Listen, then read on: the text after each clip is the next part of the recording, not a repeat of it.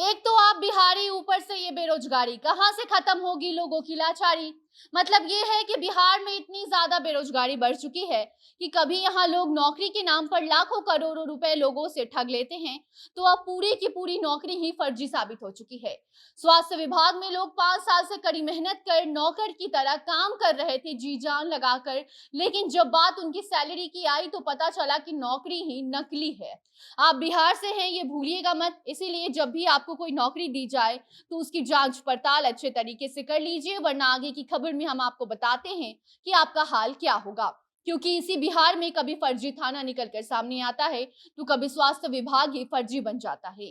पहले सिर्फ डिग्री नकली मिलती थी, लेकिन अब तो पूरी की पूरी नौकरी ही नकली हो जा रही है। तो सावधानी बरतिए और आगे की खबर अच्छे तरीके से जान लीजिए और सतर्क हो जाइए। मगर उसके पहले नमस्कार, आप जनता जंक्शन देख रहे हैं और मैं आपके साथ वंदना पांडे। यदि आप लोग अंग्रेजी दवा से खा खा करके परेशान हो चुके हैं, ब्लड शुगर कंट्रोल नहीं कर पा रहे हैं, तो हमारे सुरम प्राकृतिक निरोग धाम में आइए और 10 दिन का ट्रीटमेंट लीजिए और अंग्रेजी दवाओं से मुक्ति पाइए। हाल ही में ये खबर सामने आई तो लोग चौंक गए कि आखिर थाना नकली कैसे हो सकता है। तो ये बिहार है, यहाँ कुछ भी हो सकता है। इसका जीता जाता उदाहरण सामने आया है, जहाँ फर्जी बहाली करके 5 सालों से एक गिरोह के द्वारा करीब 1 दर्जन लोगों को नौकरी दी गई थी और वो लोग 5 साल से जी जान लगाकर काम भी कर रहे थे, लेकिन अब उनको सैलरी नहीं मिली तो उन्होंने इसकी शिकायत की। शिकायत सुनते सुनते आज 5 साल बीत चुके हैं और अब जब उनको अपनी ही नौकरी पर शक हुआ तो उन्होंने इसकी जांच शुरू की, तो फर्जी नौकरी का खुलासा हो चुका है और अब उन्होंने अपना माथा पकड़ लिया है। वो समझ नहीं पा रहे कि वो करे तो क्या करे।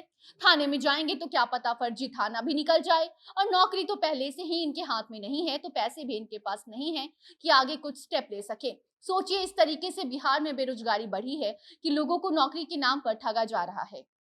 और सिर्फ ठगा ही नहीं जा रहा, बल्कि उनसे काम भी करवाया जा रहा है, नौकरी करवाई जा रही है और पैसे भी लिए जा रहे हैं।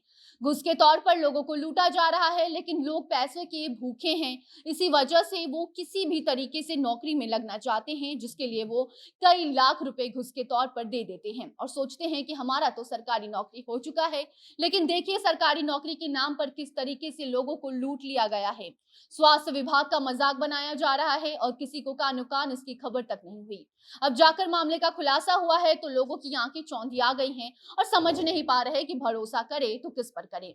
फर्जी थाने के बाद अब फर्जी नौकरी का खुलासा हुआ है। मामला मुजफ्फरपुर से निकलकर सामने आया है, जहां 1 दर्जन से भी ज्यादा लोगों को नौकरी के नाम पर ठग लिया गया है और इन्हें 5 साल से बेवकूफ बनाया जा रहा था।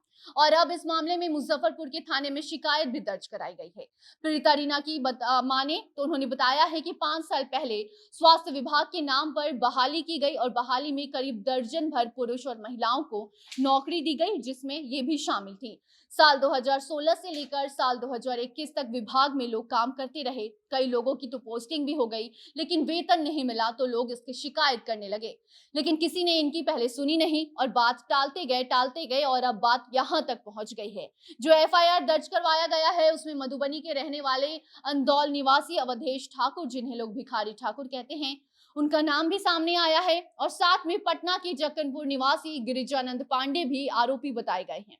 पीड़िता की माने तो उनका कहना है कि वो नौकरी की तलाश में थी, तभी से उनकी मुलाकात भिखारी और गिरिजानंद पांडे से हुई, जिसके बाद दोनों ने बाकी लोगों की तरह इन्हें भी नौकरी देने का झांसा दिया और इनसे मैट्रिक और इंटर पास का प्रमाण पत्र मांगा गया। 100 रुपए का सादा स्टैम्प पेपर भी मांगा गया और 5 लाख रुपए कैश देने को भी कहा गया। उसके बाद रीना को हाजीपुर में पोस्टिंग दे दी गई, यानी कि इनकी नौकरी हो गई। पूरे 5 साल से लोग नौकरी कर रहे थे, लेकिन अब जाकर जब वेतन की मांग इन्होंने किया है तो पता चला है कि नौकरी फर्जी थी और इस फर्जी नौकरी का खुलासा हुआ है। जिस विभाग में जिस पद पर वो लोग कार्यरत थे वो पद विभाग में मौजूद ही नहीं है और उन्हें पूरे 5 साल से बेवकूफ बनाया जा रहा था। बाकी अब मामले की जांच की जा रही है। फर्जी बहाली को लेकर आगे जो जांच करके मामले में सच निकलकर सामने आता है, जिनका भी नाम इसमें सामने आएगा उन पर कार्रवाई की जानी है। हम भी आपको इस अपडेट से जरूर अवगत कराएंगे कि इस मामले में क्या कुछ नया खुलासा हुआ है।